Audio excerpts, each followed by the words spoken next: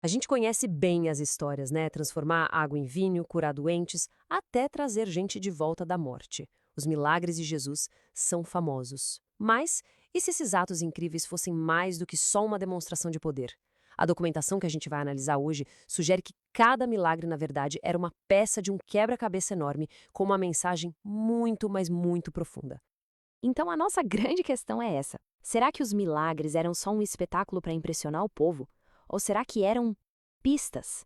Pistas deixadas de propósito para comunicar algo muito específico sobre quem Jesus era e o que ele veio fazer. É isso que a gente vai investigar hoje. Bom, para começar a entender o real propósito dos milagres, a gente precisa olhar para as palavras usadas para descrever esses eventos. O Novo Testamento usa vários termos, tipo atos de poder, maravilhas, mas tem uma palavrinha específica que se destaca, e ela é a chave para desvendar esse mistério todo. E essa palavra é sinal. Parece um detalhe, mas a diferença é gigantesca. Pensa assim: uma maravilha faz a gente dizer uau. Mas um sinal, como o texto-fonte define, faz a gente perguntar o que isso significa.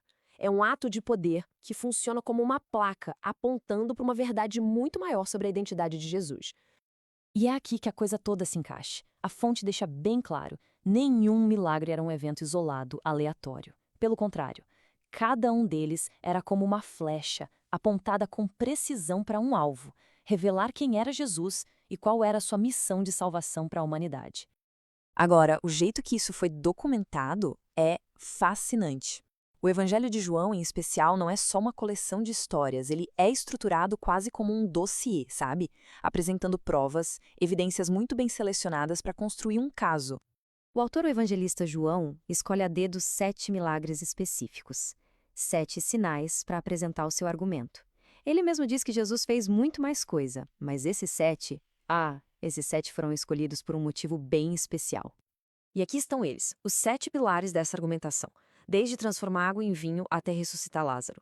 Cada um desses atos não é só impressionante, é uma peça fundamental de evidência nesse caso que João está construindo. Cada um aponta para uma parte da identidade de Jesus, como quando ele alimenta 5.000 pessoas e logo depois se declara o pão da vida. Uma coisa está sempre ligada à outra. E o mais incrível é que esses sinais não são aleatórios. Eles seguem uma progressão, uma escalada de poder. Fica claro que existe uma demonstração de autoridade que vai crescendo sobre todos os aspectos da nossa existência. Primeiro, o poder sobre a natureza. Logo no seu primeiro milagre público, quando transforma água em vinho, Jesus mostra que tem domínio sobre os elementos físicos, sobre as leis básicas do universo. Depois, a coisa fica mais pessoal, mais profunda. Já não é só sobre curar uma dor de cabeça. É sobre reverter uma condição crônica de um homem que estava doente há 38 anos. Isso era basicamente uma sentença de vida. Aqui, ele mostra autoridade sobre o sofrimento humano mais antigo e sem esperança. E essa escalada chega ao seu ponto máximo. A demonstração de poder sobre o nosso maior inimigo, o nosso maior medo, a morte. Ao chamar Lázaro de volta já em decomposição, Jesus desafia a barreira final, aquilo que parecia impossível de reverter. E é exatamente nesse momento que ele faz a declaração mais forte de todas. O milagre não foi só para trazer um amigo de volta, foi o palco perfeito para ele validar uma afirmação absurda, que ele mesmo é a fonte da ressurreição e da vida, o sinal vivo dessa promessa. Ok, ele mostrou poder sobre a morte de outra pessoa, mas e sobre a própria morte? A narrativa então se move para a prova final, o milagre mais pessoal e, segundo a fonte, o que sustenta tudo que veio antes. É isso? Esse evento é a peça central de todo o argumento. Se os outros milagres foram as flechas, a ressurreição do próprio Jesus é o alvo. É apresentada como a prova definitiva, a validação de todos os outros sinais e de tudo o que ele disse. A sequência é simples, mas poderosa.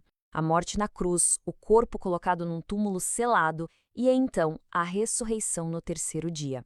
Esse arco de 3 pontos é o que a fonte apresenta como a prova final e irrefutável de sua identidade e de seu poder. Certo. Mas como é que tudo isso se amarra? Qual a conexão entre curar um cego e a salvação da humanidade?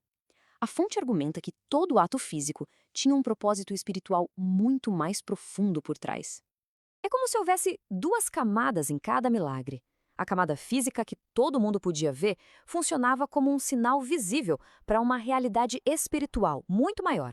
Curar um corpo doente, por exemplo, era uma imagem poderosa da cura da alma. E essa é a conexão, a chave de tudo.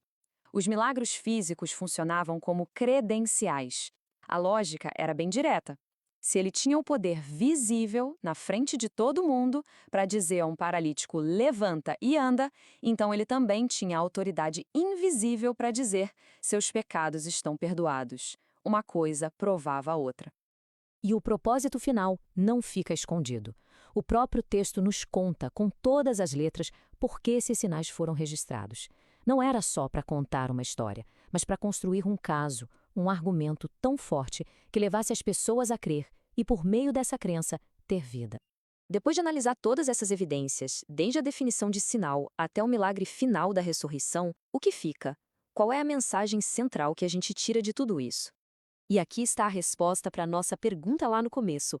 De acordo com a fonte, os milagres eram muito mais do que atos de compaixão. Eram, na verdade, argumentos visuais.